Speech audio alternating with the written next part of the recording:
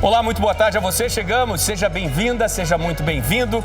Está no ar o Pauta Aberta desta quinta-feira, dia 10 de agosto de 2023. Este é seu noticiário da tarde aqui na TV Evangelizar. Eu trago as principais notícias do dia. Você que está sempre ligadinho com a gente, muito obrigado pelo carinho da sua companhia. Vamos juntos, então, até agora com os nossos destaques de hoje. O comércio em clima de otimismo pelo aumento de vendas com a chegada do Dia dos Pais. Uma estimativa aponta que para a data, este ano, as compras do presente devem movimentar 7 bilhões de reais. Um clima de confiança no setor de eventos. Só no primeiro semestre do ano, o crescimento passou de 42%. Foi um dos setores que mais criaram novas oportunidades de trabalho no país e que movimentou quase 60 bilhões de reais. De olho em mais economia ao ir aos supermercados, muitas famílias brasileiras passaram a apostar alto nas promoções mais generosas, aquelas encontradas justamente nos produtos cujas datas de vencimento estão próximas. Bom para quem compra a preços melhores, bom para o empresário que garante o giro dos estoques. Está marcada para o próximo dia 28 de setembro em Brasília, a posse do novo presidente do STF, Roberto Barroso. Aos 65 anos, ele vai assumir em lugar da atual presidente, Rosa Weber, que aos 75 se aposenta no mês de outubro. A escalada assustadora da violência no Equador, a menos de 2 semanas das eleições presidenciais. O presidente do país, Guilherme Lasso, decretou estado de exceção por 60 dias após o assassinato brutal de um dos 8 candidatos à presidência. Fernando Villavicencio prometia acabar com a corrupção e com os grupos criminosos que agem no tráfico internacional de drogas. Você sabe identificar o que representa este ponto de interrogação na imensidão do universo? As imagens são do supertelescópio James Webb e daqui a pouquinho a gente traz detalhes sobre essa curiosidade para você. Libertadores 2023 foi apenas um empate em casa diante do Galo, o suficiente para garantir ao Palmeiras a vaga nas quartas de final. É caminho aberto ao Tetra para o Palestra, que segue firme na disputa. No programa de hoje você vai conhecer também uma promessa do atletismo brasileiro. É o atleta Renan Galina, que conquistou ouro para o Brasil no Pan-Americano Sub-20. Fique ligadinho com a gente, o Pauta Aberta começou.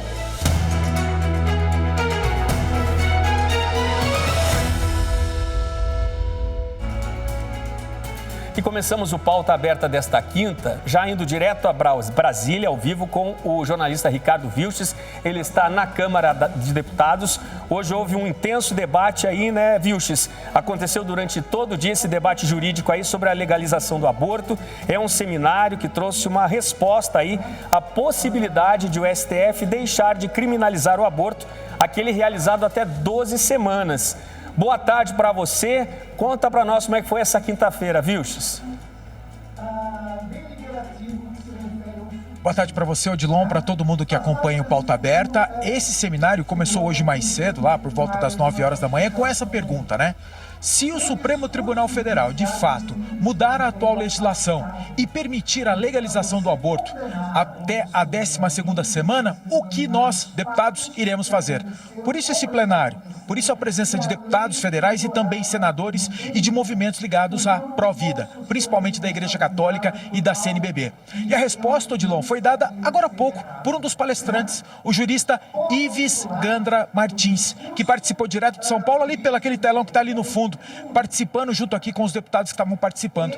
E na avaliação do jurista, o que os deputados podem fazer é o seguinte: baixar um decreto legislativo, que é uma norma jurídica a partir da Câmara dos Deputados, que pode ser baixada com atribuição exclusiva dos deputados e que não tem nem necessidade de avaliação do presidente da República por sanção ou mesmo veto. E essa proposta do Ives Gandra Martins foi imediatamente aceita pela deputada Caroline Bertolli, do PL de Santa Catarina, que imediatamente gostou da proposta e encampou essa ideia caso o STF assim decida. Então, a partir daí, o que se deu, à tarde principalmente, foi uma discussão em torno das atribuições do STF, que na avaliação dos deputados está extrapolando aqui a função do próprio Supremo e chegando até a Câmara dos Deputados. Ou seja, na avaliação dos deputados, os ministros do STF estão fazendo o papel de legisladores. E aí, o deputado paulista, Fernando Botelho, fez um lembrete. que em 30 anos, aliás, uma curiosidade, mês que vem o movimento Pró-Vida da Igreja Católica comemora 30 anos de fundação aqui na Câmara dos Deputados. E ele estava dizendo que em 30 anos, nada mais, nada menos que 8 tentativas de projeto de lei para mudar a atual regra de aborto aqui no Brasil foram protocolados por partidos políticos, principalmente aqueles partidos de esquerda. E em todas as vezes a Câmara dos Deputados falou não. Isso não pode ser alterado. É do jeito que está que tem que ficar. E aí vem um lembrete do próprio deputado Fernando, esse deputado do estado de São Paulo, que essa discussão toda que acontece hoje no Brasil e que estão deixando esses deputados com medo de mudar a legislação sobre o aborto, está sendo provocada por um partido, o PSOL, que entre os 513 deputados aqui no Congresso Nacional tem apenas 13 representantes, mas não vai ser por votação da maioria dos representantes do eleitor brasileiro aqui no Congresso, não. É através de um pedido de mudança na legislação através do Supremo Tribunal Federal. Eu volto com você, Odilon. Obrigado, Vilches. Está aí, gente. Ricardo Vilches nos atualizando sobre esse tema tão polêmico, né? A proposta aí de STF aceitar aí a realização do aborto para aqueles casos em até 12 semanas aí da gestação. Então, o Ricardo Vilches nos atualizando com todas essas informações em discussão em Brasília. E em Brasília está marcada para o próximo dia 28 de setembro a posse do novo presidente do STF. Roberto Barroso, aos 65 anos de idade, foi eleito com 10 votos favoráveis para o cargo pelos próximos 2 anos, como presidente do Supremo Tribunal Federal. Ele assumirá o comando da casa em lugar de Rosa Weber, que se aposenta ao completar 75 anos, no dia 2 de outubro. Edson Fachin ganhou um voto nessa disputa pela presidência. Ele será o vice-presidente no Supremo. Na escolha pelo vice-presidente, Edson Fachin ficou com 10 votos, contra 1 dado para o ministro Alexandre de Moraes. Roberto Barroso ocupa o cargo na Corte Suprema do país desde 2013, quando foi indicado pela ex-presidente Dilma Rousseff.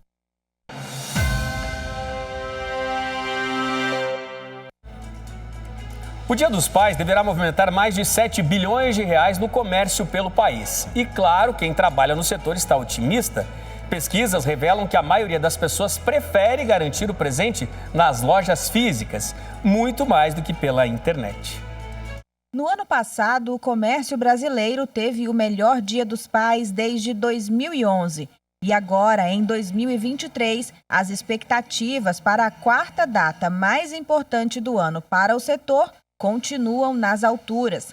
Neste ano, as compras de presentes devem movimentar cerca de 7,7 bilhões de reais. Não pensei ainda o que eu vou dar, tá muito difícil. Mas sei lá, uma lembrancinha tem que dar, né? Eu ainda vou comprar, tô dando uma andada nas lojas aí. Mas é uma data que tem que ter presentinho, né?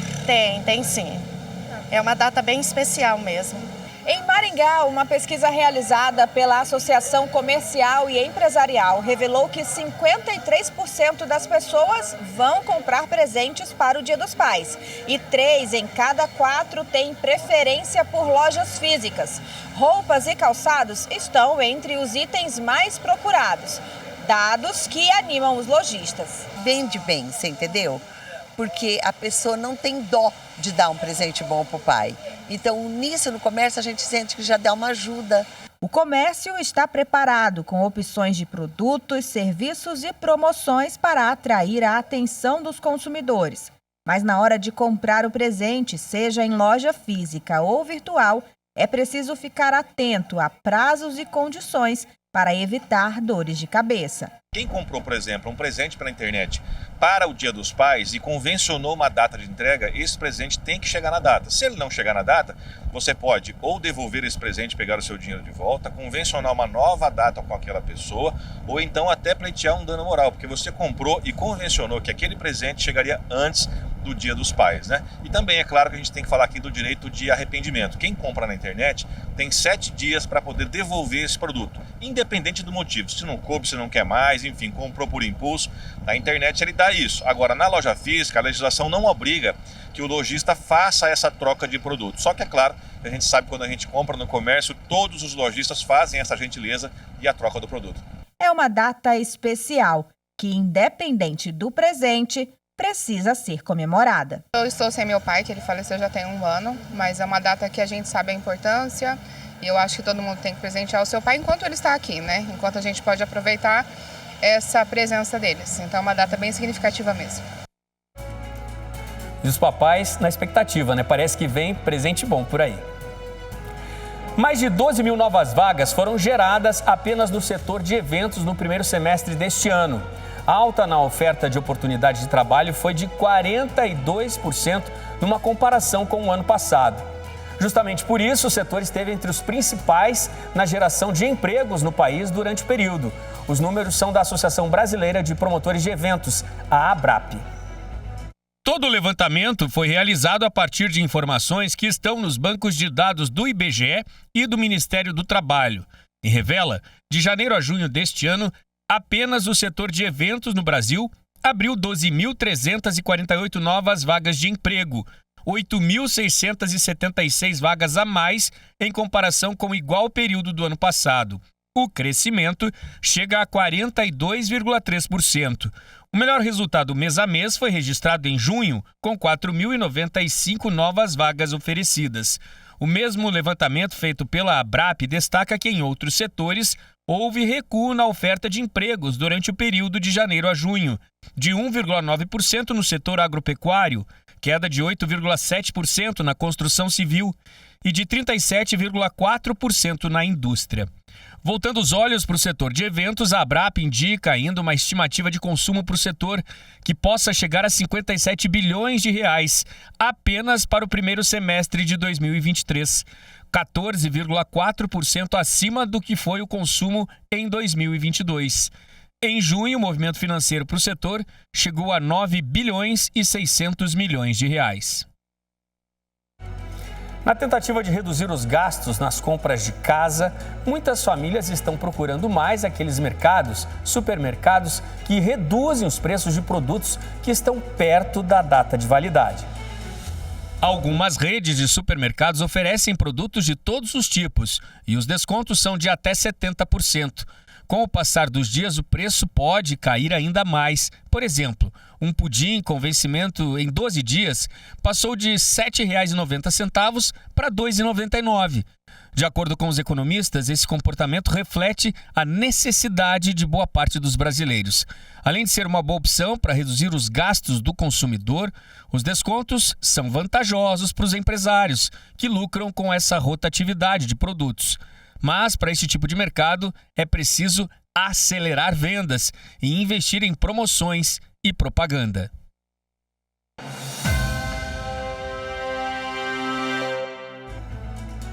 Os altos gastos com tratamentos de saúde afetam diretamente o orçamento familiar de muitos brasileiros, o que leva, às vezes, ao abandono dos tratamentos, das terapias. Culpa de uma certa displicência? Nem sempre, né? Às vezes devido aos altos preços dos remédios. Mas, atenção, isso pode causar complicações ainda maiores. Sempre sorridente e com a fé acima de tudo. Essa é a dona Ana, de 77 anos. Apesar da idade, ela sempre foi muito independente. Ativa, fazia tudo, morava sozinha, cortava grama, ia no mercado, fazia tudo sozinha. No início desse ano, a dona Ana viu a sua vida mudar. Em menos de 5 meses, foram 2 cirurgias. E foi depois da primeira cirurgia que a dona Ana foi submetida a tomar alguns medicamentos. E depois de uma prescrição médica, ela parou com os remédios. E foi aí que a saúde dela piorou. Precisei de cuidados, emagreci demais, daí não tinha mais força para andar. A dona Ana, antes independente, hoje precisa da ajuda da filha para tudo. Ao todo, foram 6 remédios suspensos a pedido do médico. E isso resultou em diversas complicações e internações. Sinto muita dor, muita fraqueza. Eu não aguento andar, ter que acompanhar, porque as pernas ficam bambas. Foi digamos assim, acho que uma experiência, né, para ver se ela aguentava sozinha, né, sem a medicação. Só que não deu certo, ela piorou demais, né? De acordo com essa médica, o abandono das medicações pode resultar em diversos problemas de saúde, entre eles agravamento da doença, reações de abstinência, riscos de complicações e prejuízo psicológico. Os riscos são muito variados, vão depender de acordo com o que você está tratando. Então, dependendo do que você você para, vão vir as consequências e com certeza elas virão. No caso da dona Ana, o médico pediu para que ela deixasse de usar os medicamentos. Porém, a questão financeira é um dos motivos de muitas pessoas abandonarem seus tratamentos, devido aos altos preços dos remédios. É extremamente importante, assim, antes de você suspender um remédio, de parar um tratamento, é importante você conversar com o seu médico, com a equipe de saúde que te acompanha, justamente para tentar, às vezes, achar uma alternativa, às vezes até uma coisa simples, por exemplo, algumas medicações especiais a gente pode até mesmo solicitar pelo SUS, em vez de você parar o tratamento e, às vezes, em vez de melhorar, você vai piorar, porque deve ter que tomar ainda mais remédios para tratar o problema que você criou. Neste caso, os remédios genéricos são boas opções, chegando a custar metade do preço que o medicamento de referência. Eles são uma opção para você manter o tratamento em momentos que o remédio de referência você não está conseguindo pagar ou que teve alguma outra questão. O tratamento adequado, incluindo adesão às medicações prescritas, é essencial para o controle efetivo de várias condições médicas. Abandonar os medicamentos pode ter consequências graves para a saúde. Portanto, é fundamental que os pacientes se comuniquem abertamente com seus médicos, esclareçam dúvidas e sigam as orientações para garantir o bem-estar e a qualidade de vida a longo prazo. Acho que é extremamente importante você ter uma relação de honestidade com quem te acompanha, com a equipe médica, com a equipe de saúde. Se você pode pagar o remédio, eu acho que é importante que você fale. Se você não pode, também não pode. É muito pior do que você esconda isso do seu médico e não faça o tratamento correto, do que você fale de uma forma honesta e clara. A dona Ana tem fé que com a volta dos medicamentos vai melhorar. Vou, se Deus quiser, vou sim, porque a fé remove montanhas.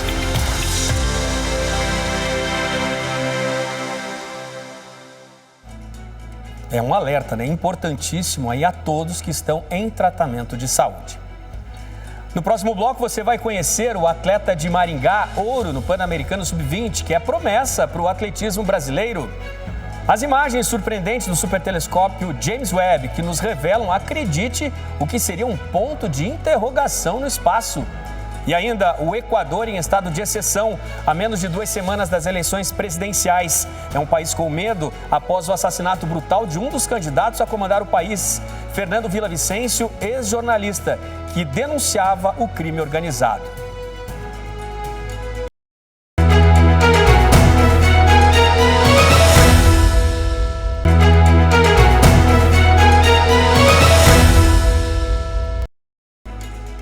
O Pauta Aberta está de volta para este segundo bloco. Estamos ao vivo para todo o país, são 4h57 da tarde agora.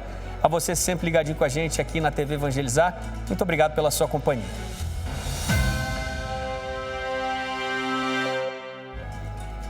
O Equador, a menos de 2 semanas das eleições presidenciais que foram antecipadas, está vivendo nesta quinta-feira um dia de ebulição política, de nervosismo e de extrema insegurança. O presidente Guilherme Lasso, ainda na madrugada desta quinta-feira, decretou estado de exceção no país. Olha só, Fernando Villavicencio, de 59 anos, ex-jornalista, esse que você vê aqui na sua tela, que era um dos 8 candidatos nesta corrida presidencial, ele foi assassinado com 3 tiros quando deixava um comício no colégio de Quito, a capital do país. Conhecido no país por investigar e denunciar crimes, Villavicencio era um candidato que defendia a bandeira do combate à corrupção. Em declarações recentes, já havia afirmado que o Equador não precisa de dinheiro, que é um país com muitos ladrões. Garantiu também que, se fosse eleito, acabaria com as máfias. Nas imagens que rodaram o planeta pelas redes sociais, está o candidato Fernando Villavicencio deixando a escola. Ao entrar no carro, apesar de todo o aparato de segurança que o cerca, vários tiros são disparados. 3 atingiram o candidato. Além do assassinato de Villavicencio, 9 pessoas ficaram feridas no ataque. De acordo com o relato de testemunhas que estavam no local, mais de 30 tiros chegaram a ser ouvidos após a saída de Vila Vicêncio do local onde fazia campanha. Nas palavras do presidente do Equador, Guilherme Lasso, este foi um crime político com caráter terrorista e que tem o objetivo de sabotar as eleições agora de agosto. Até o momento, pelo menos 6 pessoas já foram presas, suspeitas de envolvimento no crime. Um suspeito foi morto ontem logo após o assassinato. O clima naquele momento era de extrema revolta, principalmente pelos eleitores de Vila Vicêncio. Entre os outros candidatos, o sentimento é de indignação. Nos últimos anos, a escalada da violência assusta, num país que já foi exemplo de segurança para a América Latina. Porque, de acordo com especialistas, o Equador entrou na rota do tráfico internacional de drogas, o que vem contribuindo para o crescimento das mortes violentas. O número de homicídios em apenas 3 anos deu um salto. Estava abaixo de 7 por 100 mil habitantes em 2019. Passou para quase 26 por 100 mil em 2022. Nesta quinta-feira, um grupo criminoso que atua no país e que tem ligações com o tráfico internacional de drogas afirmou ser o responsável pelo crime covarde do assassinato do candidato Fernando Villavicencio. Não apenas isso, fez uma ameaça direta a outros políticos do Equador. Apesar deste clima, que é de muito medo, evidentemente, o presidente Guilherme Lasso, com um estado de exceção decretado por 60 dias, tem garantido as eleições para a presidência do país no próximo dia 20 de agosto. Aqui no Brasil, em nota, o Ministério das Relações Exteriores disse que tem confiança de que os responsáveis pelo que definiu como atos deploráveis sejam identificados e levados aos tribunais. O STF, o Congresso Nacional, também repudiaram o crime brutal ocorrido na capital do Equador. Evidentemente, também nesta quinta-feira, líderes políticos de todo o mundo se manifestaram sobre essa violência ocorrida nessa corrida presidencial no Equador e enviaram também condolências aos familiares de Fernando Villavicencio. Virando a página aqui do nosso Pauta Aberta, vamos para o espaço. O supertelescópio James Webb captou uma imagem que chamou a atenção dos cientistas. Um ponto de interrogação no espaço. É isso mesmo, veja só. O Supertelescópio Espacial Internacional James Webb captou detalhes em alta resolução da formação de estrelas, num local chamado de Espaço Profundo. Mas os astrônomos foram surpreendidos ao encontrar na imagem o que parece ser um ponto de interrogação, que só foi descoberto depois de um olhar mais atento para o que estava ali. O sinal curioso é, na verdade, algo comum no universo. São 2 galáxias que colidiram e que estão no processo de fusão. Isso vai resultar em uma única galáxia mais massiva. A cor avermelhada do ponto de interrogação indica que o objeto está afastado e é semelhante a outras galáxias do mesmo local, capturadas pelas lentes do supertelescópio. Aqui no Brasil, a Polícia Federal e a Polícia Rodoviária Federal deflagraram hoje a Operação Spoliare, na região oeste do Paraná e também na cidade de São Paulo. Foram 7 mandados de prisão e 32 de busca e apreensão. A operação foi para desarticular um esquema que envolve servidores públicos suspeitos de desviar mercadorias apreendidas, além de facilitar o contrabando e o desvio de produtos para não serem tributados. A investigação teve início com a Corregedoria da PRF e evoluiu para a instauração de um procedimento na Polícia Federal. Contou com o apoio do Ministério Público. Nesta fase, mais de 200 policiais federais e da PRF cumpriram 55 mandados de busca e apreensão, 7 mandados de prisão cautelar, 11 de afastamento da função pública e 2 de sequestro de bens. As ações ocorreram em 10 cidades paranaenses, entre elas Curitiba, Foz do Iguaçu e Telêmaco Borba, e também na cidade de São Paulo. Dos 7 mandados de prisão, 4 foram para policiais rodoviários federais, um deles já aposentado. 3 para particulares. Outros 7 policiais rodoviários federais investigados serão afastados das funções. Vão responder a processo administrativo disciplinar, o que pode resultar em demissão de acordo com o processo legal. Foi feita também a coleta de documentos que provam que os suspeitos realizavam a venda de produtos em plataformas de comércio de eletrônicos ou que contavam com a ajuda de pessoas para ajudar na destinação incorreta do material geralmente enviado para o estado de São Paulo. Os servidores envolvidos vão responder por crime contra a administração pública. Se forem condenadas, as penas máximas somadas ultrapassam 30 anos de prisão. Os outros presos suspeitos também vão responder criminalmente.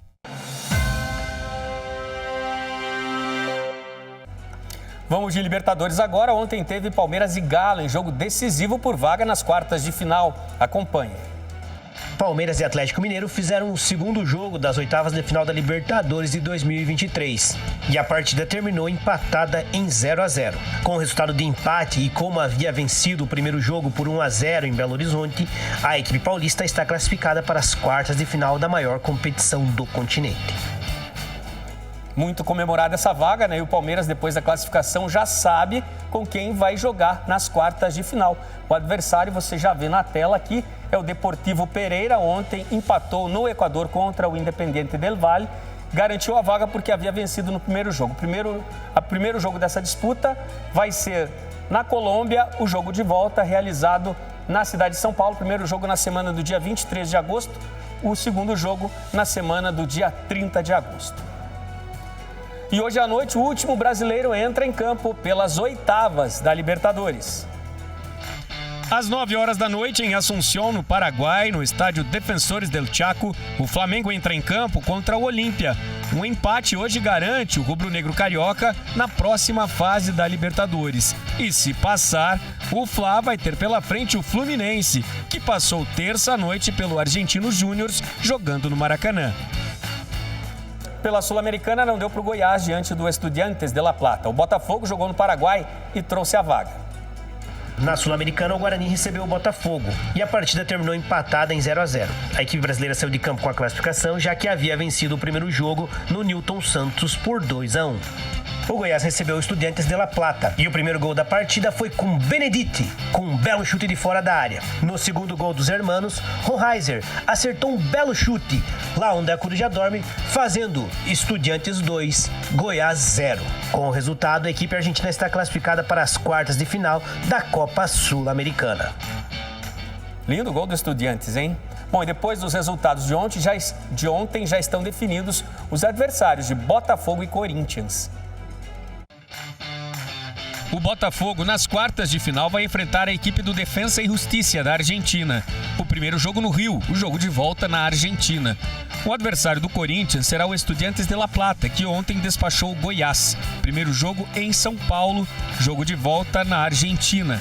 Ainda sem dia exato e sem horários definidos. Jogos estes que também estão marcados para as semanas do dia 23 de agosto na ida e do dia 30 de agosto para a volta.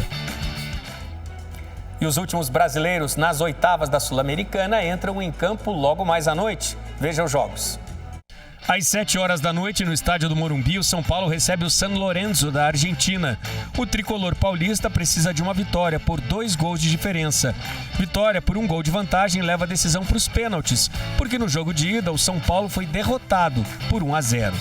Mais tarde, às 9 da noite, na Neoquímica Arena, em São Paulo, o Bragantino joga contra o América Mineiro. No primeiro jogo, 1-1. Quem vencer esta noite vai estar nas quartas e enfrentará o Fortaleza, que se classificou na última terça contra o Libertad. Prepare-se para fazer uma viagem agora com a gente para o Piauí. Por lá, no Complexo Porto das Barcas, às margens do histórico e belíssimo rio Parnaíba, você vai se surpreender. Entre tantos atrativos, o Museu do Mar traz exposições sobre a história e a biodiversidade da região. Com uma estrutura física do final do século XVIII, o Porto das Barcas se liga à história de Parnaíba pela sua importância socioeconômica, não só para a cidade, mas para toda a região nordeste do país na época. O Porto das Barcas é um conjunto arquitetônico importante para a história do Brasil, porque ele é edificado num contexto em que ele acaba testemunhando o processo de integração do litoral do Piauí com as dinâmicas econômicas do Brasil colonial. Então é sobretudo essa justificativa que o IPHAN apresenta no relatório de tombamento do patrimônio. São mais de 200 anos de história que demonstram marcas do tempo nas paredes, arcos de portas e janelas e uma arquitetura que sobrepõe diferentes temporalidades. É um sítio arquitetônico que se constitui inicialmente no final do século XVIII. São edificações feitas com pedras de grande volume, com a utilização de óleo de baleia, com a utilização de moluscos triturados, né? É um dos métodos mais comuns nas regiões litorâneas coloniais do Brasil. O Porto das Barcas hoje é um complexo turístico cultural que reúne 28 lojas de artesanato, restaurante e um ótimo cenário para fotografias de recordação por quem passa pelo local. Viemos a princípio, né, para a praia e vamos fazer alguns passeios, mas a gente está dando uma volta à noite e eu achei muito massa porque os museus abrem à noite. Eu achei muito legal. Isso para o turista é bacana porque às vezes a gente não tem tempo e aí vem à noite curtir um pouquinho, eu achei legal. E é dentro do complexo que encontramos também o Museu do Mar do Delta do Parnaíba, criado há poucos anos e disponibiliza para os visitantes um passeio memorável pelo seu acervo dividido em 11 setores. O Museu do Mar foi pensado para impulsionar o Porto das Barcas após a reforma de 2021. Né? Foi restaurado e revitalizado o complexo turístico, 10 mil metros quadrados, e o museu como esse local de diálogo da comunidade. Então a gente tem um museu pedagógico, né, com 3 grandes galerias. Aqui, para além da exposição, a gente tem aulas de teatro, de dança, atividade de cinema, atividades esportivas também. Então é um espaço de convivência muito agradável.